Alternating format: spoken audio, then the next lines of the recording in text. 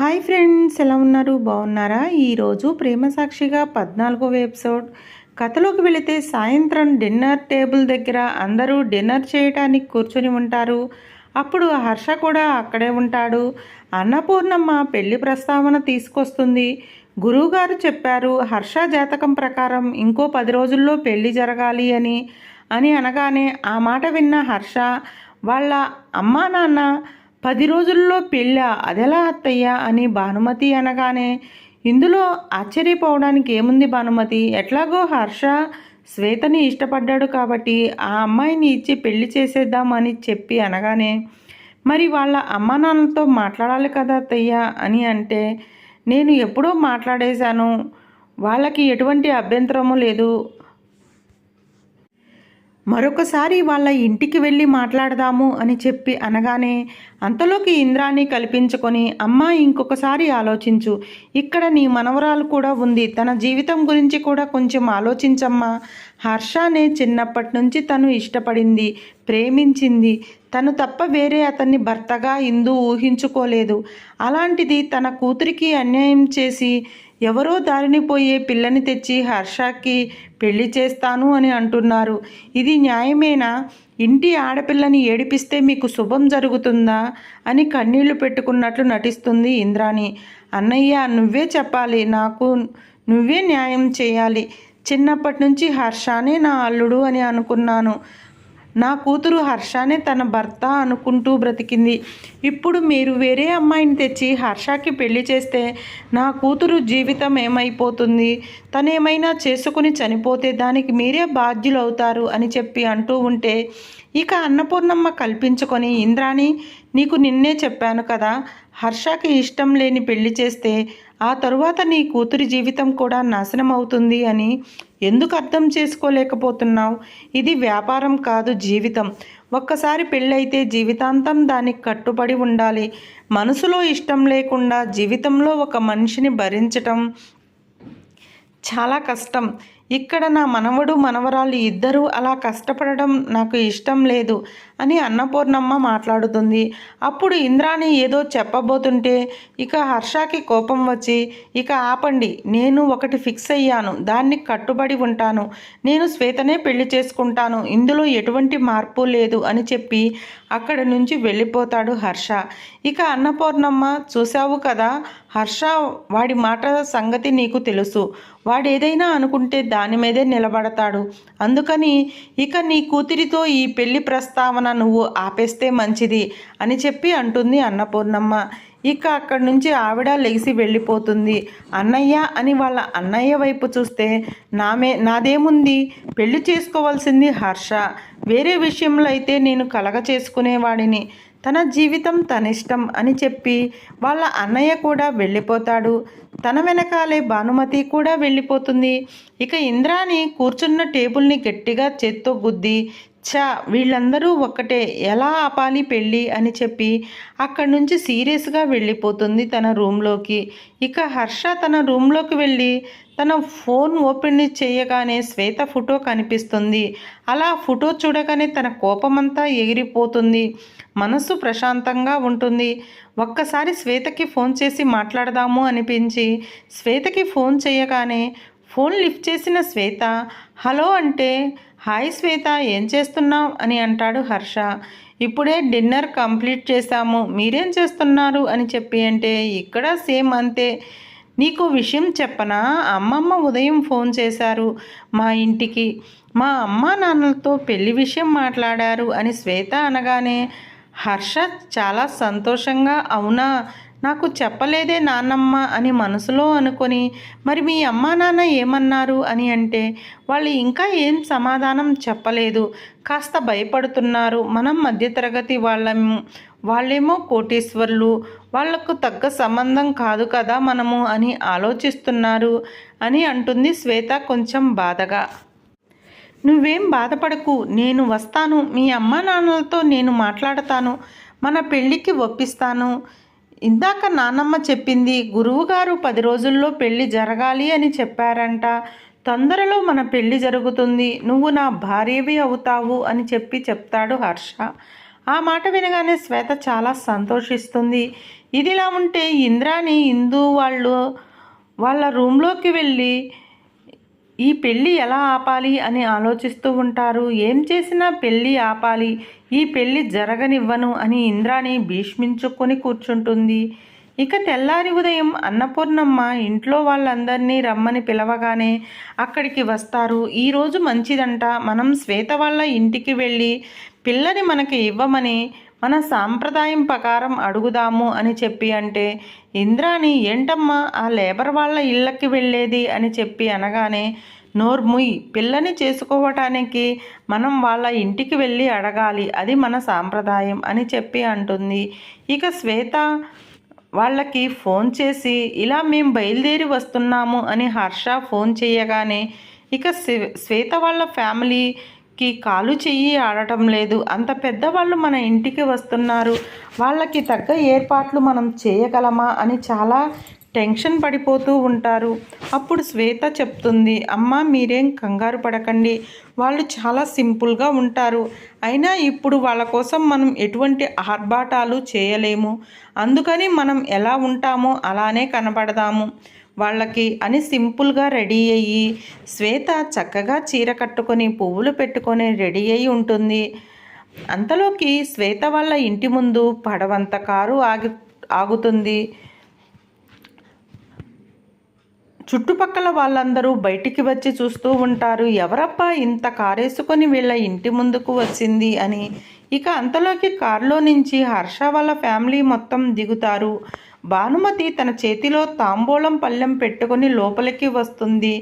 ఇక వాళ్ళని చూడగానే ఎదురు వెళ్ళి శాంత వాళ్ళ భర్త శాంత ఇద్దరు వాళ్ళని లోపలికి ఆహ్వానిస్తారు. ఇక వచ్చిన వాళ్ళకి కుర్చీలు వేస్తారు. అన్నపూర్ణమ్మ శ్వేత వైపు చూస్తూ ఎంత లక్షణంగా ఉంది శ్వేత అని మనసులో మురిసిపోతూ ఉంటుంది. ఇక వాళ్ళు తాగటానికి మంచినీళ్ళు కాఫీ తీసుకువస్తారు. అన్నపూర్ణమ్మ శాంత రాఘవ హర్ష తీసుకుంటారు, కానీ ఇంద్రాణి ఇందు మాత్రం అవి తీసుకోరు, మొహం తిప్పుకుంటారు. శాంత కొంచెం బాధపడుతుంది. ఇక అన్నపూర్ణమ్మ, అమ్మ శాంత, మీ అమ్మాయిని మాకు బాగా నచ్చింది. మీ అమ్మాయిని మేము మా హర్షకి పెళ్లి చేసుకోవాలి అనుకుంటున్నాము. మీకు ఏమైనా అభ్యంతరం ఉందా? ఈ విషయం కనుక్కోవడానికే మేము అందరం వచ్చాము. మీకు ఎటువంటి అభ్యంతరం లేకపోతే మీ అమ్మాయిని పసుపు కుంకుమ పెట్టి మా పిల్లగా చేసుకుని వెళతాము. 10 రోజుల్లో పెళ్ళి పూర్తి చేయాలి అని చెప్పగానే ఇక పెద్ద ఆవిడ అడిగింది, పిల్లలు ఇష్టపడ్డారు, మనం కాదనకూడదు అని. సరే అమ్మా, మీ ఇష్టం అని శాంత అంటుంది. ఇక శ్వేత హర్ష మొహాల్లో ఆనందం మాటల్లో చెప్పలేనిది. కానీ ఇంద్రాణి ఇందు మాత్రం వాళ్ళ మొహాలు మాడిపోయాయి. ఇక వాళ్ళు కాఫీ తెచ్చి ఇస్తారు. అవి తీసుకొని వీళ్ళందరూ తాగుతుంటే ఇంద్రాణి ఇందు మాత్రం కప్పులు తీసుకొని నేలకేసి కొట్టి, ఛీ, ఏంటి ఇలా ఉన్నాయి కప్పులు, వీటిలో మాకు టీ ఇస్తారా? మేమేమైనా మీలాగా మిడిల్ క్లాస్ వాళ్ళమనుకున్నారా? మేము కోటీశ్వరులం, ఇలాంటివి చండాలంగా ఉన్నాయి, మేము తాగము అని ఓవరాక్షన్ చేస్తూ ఉంటారు. అప్పుడు అన్నపూర్ణమ్మ, నోరు మూసుకొని కూర్చోండి, కావాలంటే తాగండి, లేకపోతే మీరు ఇంటికి వెళ్ళిపోండి, ఇక్కడ గొడవ చేయొద్దు అని చాలా కోపంగా చెప్తుంది. ఇక వాళ్ళిద్దరూ అక్కడి నుంచి కోపంగా లేచి వెళ్ళిపోతారు బయటికి. ఇక శ్వేతని కూర్చోబెట్టి తనకి బొట్టు పెట్టి తీసుకువచ్చిన చీర తన చేతిలో పెట్టి, శ్వేత, మా పిల్లగా అనిపించుకుంటాము, 10 రోజుల్లో పెళ్ళి జరిగిపోతుంది అని చెప్పి అన్నపూర్ణమ్మ అంటే, మరీ 10 రోజులంటే మేము ఏర్పాట్లు చేసుకోవాలి కదమ్మా అని శాంత అంటే, మీరు కంగారు పడకండి, మీరు ఏం చేయాల్సిన పని లేదు, అన్నీ మేమే చూసుకుంటాము, మీరు కళ్యాణ మండపానికి పిల్లని తీసుకువస్తే చాలు అని చెప్పి అంటుంది అన్నపూర్ణమ్మ. సరే, మీ ఇష్టమమ్మా అని ఇద్దరూ తల ఊపుతారు. ఇక మేము బయలుదేరుతాము అని అన్నపూర్ణమ్మ వాళ్ళ ఇంటికి బయలుదేరుతారు. ఇక శ్వేత వాళ్ళ అత్తయ్యకి మామయ్యకి వాళ్ళ బామ్మగారికి కాళ్ళకి నమస్కారం పెడుతుంది. అందరూ అక్షింతలు వేసి దీవిస్తారు. ఇక పెళ్లి పనులు మొదలవుతాయి. పసుపు దంచటం దగ్గర నుంచి బట్టల షాపింగ్ వరకు ప్రతి దాంట్లో ఇందు ఇంద్రాని ఏదో ఒకటి పాడు చేయాలని చూస్తూ ఉంటారు. కానీ అన్నపూర్ణమ్మ ప్రతిదానికి కట్టడి చేస్తూ వాళ్ళ ఎత్తులను చిత్తు చేస్తూ చివరికి పెళ్లి వరకు తీసుకువస్తుంది. తెల్లారి ఉదయం పెళ్ళి. ఈరోజు సాయంత్రమే శ్వేత వాళ్ళ అమ్మా నాన్నని శ్వేతని వాళ్ళకి కళ్యాణ మండపానికి తీసుకువస్తారు అన్నపూర్ణమ్మ వాళ్ళు. వాళ్ళకి కేటాయించిన గదుల్లో వాళ్ళు ఉంటారు. ఇక తెల్లారి ఉదయం పెళ్లి హడావుడిలో ఉండగా పెళ్లిపీటల మీద పెళ్లి కొడుకు కూర్చొని పూజ చేస్తూ ఉంటాడు. ఇక పంతులు గారు పెళ్లి కూతురును తీసుకురమ్మని అనగానే మేలి ముసుగులో పెళ్లి కూతుర్ని తీసుకొస్తారు. ఇక పెళ్లి తంతు జరుగుతుండగా కళ్యాణ మండపంలో పవర్ ఆఫ్ అవుతుంది. పెళ్లి కూతురు మారిపోతుంది.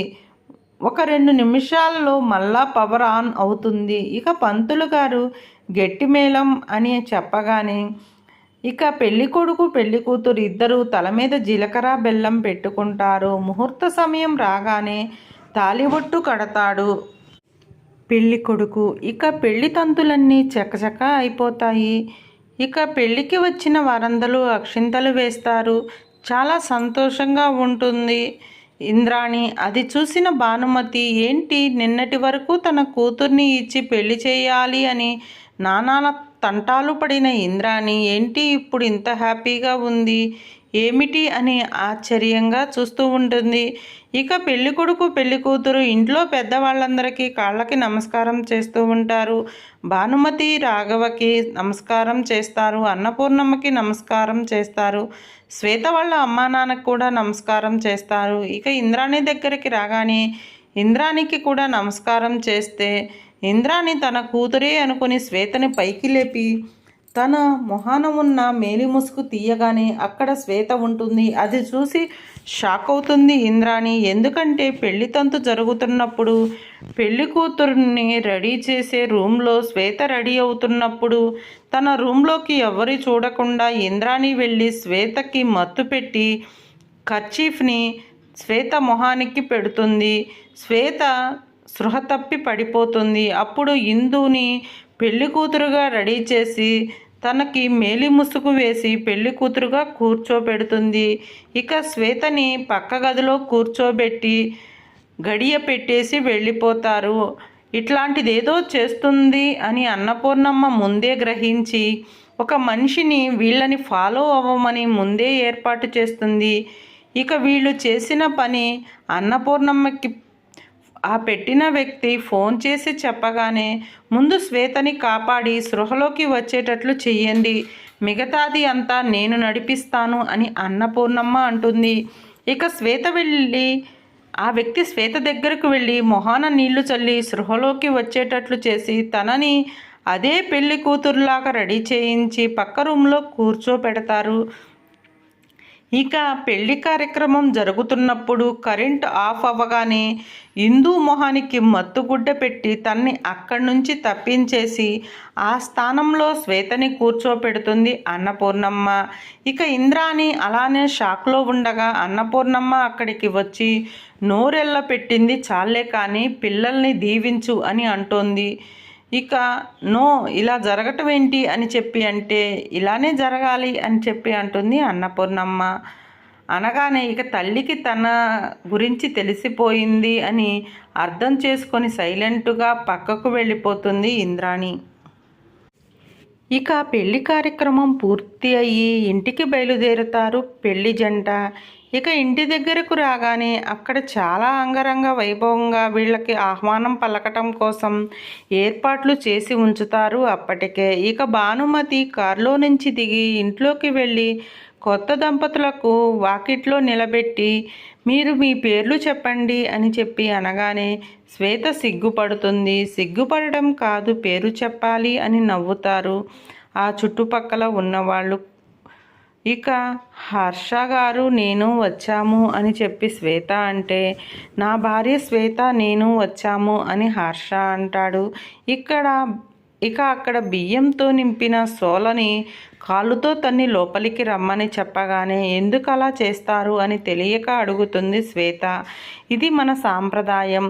ఇంట్లోకి అలా బియ్యం కాలుతో కొట్టి రావటం వల్ల లక్ష్మీదేవి ఇంట్లోకి వస్తుంది అని మన నమ్మకం అని చెప్తుంది భానుమతి. ఇక సరేనని వాళ్ళు చెప్పినట్లే లోపలికి వచ్చి దేవుని గదిలోకి వెళ్ళి దీపం వెలిగించి ఇద్దరు కొత్త జంట స్వామివారికి నమస్కారం చేసుకొని మేమెప్పుడూ ఇలానే కలిసి ఉండాలి, ఎవరూ మమ్మల్ని విడదీయకూడదు, ఎంత కష్టం వచ్చినా వాటిని ఎదుర్కోవాలి తప్ప మేము విడిపోకూడదు అని మనసులో అనుకుంటారు ఇద్దరు.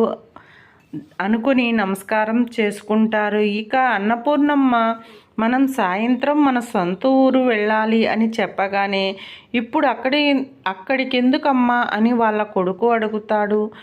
వెళ్ళాలి, అక్కడికి వెళ్ళి మనం గుడిలో శ్వేత చేత దీపం వెలిగించాలి, అప్పుడే ఆ ఊరికి పట్టిన దోషం పోతుంది అని చెప్పగానే అందరూ అలానే చూస్తుంటారు. కథ కొనసాగుతూ ఉంటుంది. ఈ వీడియో కనుక మీకు నచ్చితే లైక్ చేయండి, షేర్ చేయండి, కామెంట్ చేయండి. మరిన్ని వీడియోల కోసం మా ఛానల్ని సబ్స్క్రైబ్ చేయండి. పక్కనే ఉన్న బెల్ ఐకాన్ నొక్కండి. Thank you for watching.